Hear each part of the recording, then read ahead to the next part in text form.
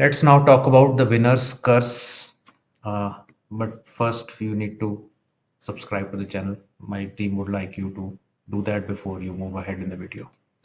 Let's go here. What is the winner's curse? So let's take an example. Let's take an example that there's a jar of coins, and imagine that there are many people who are bidding for that jar of coins, and the person who estimates the highest uh, is most likely to win, which who bids the highest. But it is also very likely that they would have overvalued the contents of the jar. So let's assume this jar had 200 coins of 1 rupee each, but because in the enthusiasm to win that uh, contest of winning, the person actually is, and also not knowing exactly how many coins are there, maybe they bid 400 rupees for that, whereas the content were worth only 200. But one is that unknown of how much and how to value, and second is the FOMO of winning. That I want to win this race, I don't want anybody else to win this. That also creates that winner's curse. So the winning bidder often has the most optimistic and potentially incorrect estimate of the asset's value, and it is very well seen in many of the IPL auctions that we have seen. Star players like Yuvraj Singh in 2015, 16 crores paid by Delhi Daredevils, expecting match-winning performances. I have nothing against Yuvraj Singh, by the way, but this is just an example. And the players' output did not match the massive price, leading to poor returns on investment for Delhi Daredevils. So, classic case of overpaying in a competitive bid. And how this applies to the stock market is mainly to discretionary style of investing. So let's look at IPOs. So many of the IPOs are getting highly oversubscribed, and in that bid, in that effort to make sure that you are able to get something, people will pay inflated prices. And then of course post listing, perhaps the stock prices can come down, like in many cases I'm going to show you. Paytm was the very classic case where allotment was done at 2150, and it listed at a steep discount, and then continued to fall significantly. From there it came down to nearly 400 rupees.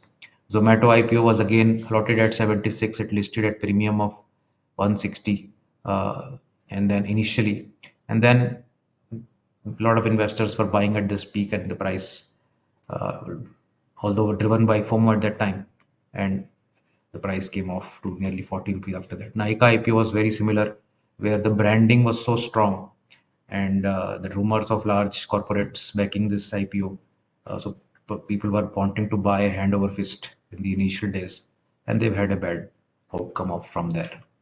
Ola IPO was another one where, very quickly after IPO, it made a very sharp high because everybody, every day for the first 6, 7 sessions, there was a continuous buying frenzy that somehow I need to get my hands on this stock at whatever price. And then, of course, once things have cooled off, about 75% of the value has been lost.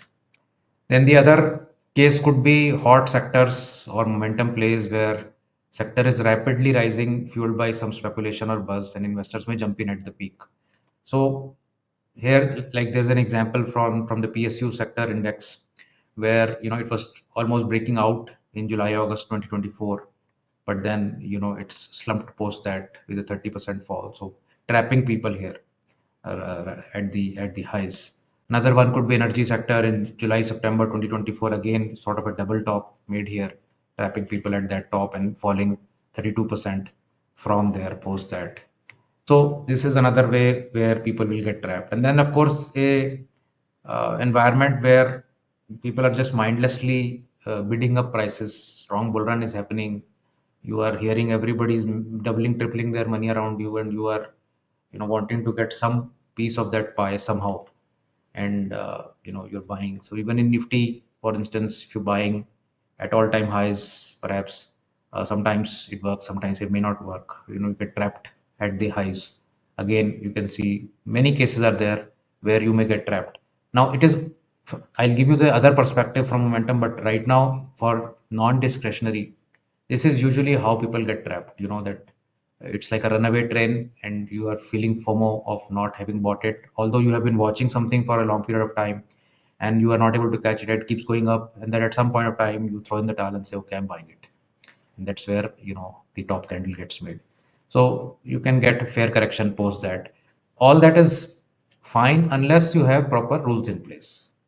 So you know, if you are buying at all-time highs, that's not a problem actually.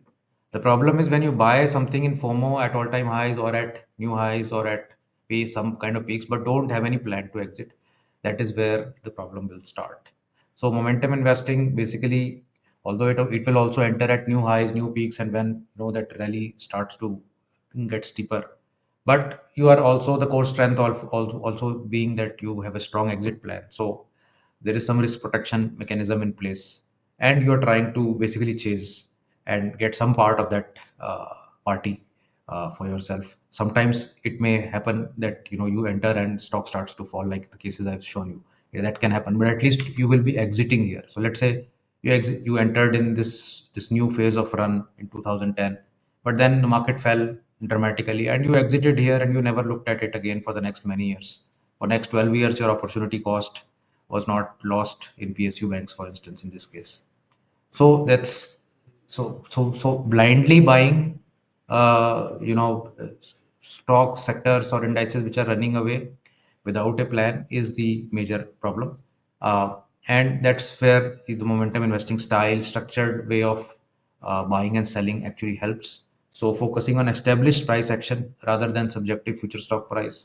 So basically, the strategy should be to see that whether the price action is a established one or is it just a flash in the pan, and implementing robust risk control measures that will ensure that even if things go wrong, because things can go wrong for n number of reasons, maybe not because of that stock or that sector, but another bomb from somewhere onto somebody else is always possible in today's world, and that's becoming like the new normal. I mean, we are not even reacting to countries bombing each other. 20% of oil trade is getting jeopardized uh, because of Iran issues, but oil is up like 3%. Uh, so it does seem like you know the reaction to negative news has become very muted. There is so much liquidity in the system that every small drop gets bought into um, from a market perspective. So anyhow, coming back to winner's curse. So winner's curse is basically a very powerful behavioral bias, and it can lead to a lot of portfolio destruction. I mean, you perhaps could get so influenced by some stories, by some stocks, by some narrative, that you may invest a significant chunk of your portfolio at some unrealistic sort of situation and not know what to do after that. And that happens to 99% of the people. Let me tell you, you may be very smart audience, but 99% of normal folks who are in the markets, who are not you know clued into the market, so as to say, will just keep waiting till their price comes. If I bought at 100 and stock goes to 20, I will keep waiting for the next 10 years. That is the usual way of how investors behave. And that is exactly what you need to avoid by having informed, disciplined, and emotionally detached investing decisions, and avoid becoming uh, that person who will make the top of the chart. So the idea being that being aware of these issues, even any style of investing you do, whether momentum, whether otherwise, also this problem is there. But then you need to also have a solution to it, ready and active solution. So whenever you are, even if I'm feeling like that, let's say X stock XYZ, I've studied it and I know that this stock is going up, and but it's not anywhere near where it was at a recent price, and I don't think the price is worth it. But still, I want some piece of that part. You can always get in there. If the stock is going up, there is no problem. The only problem is that if you don't know when to get out or how to get out, or have that discipline to cut the rope when it is required. That is the crucial part of it. I mean, catching stocks that go up is not such a big deal. getting yourself out when stocks start to come down, that is a big deal that you need to learn. So let me know your thoughts on this. Do comment below. Were you ever trapped by this winner's curse bias ever before? Thank you so much for watching these videos. Do like and share these videos. These type of learnings can save somebody's life and portfolio. Please do share them liberally with your friends and family, and do subscribe to the channel. Thanks. Bye.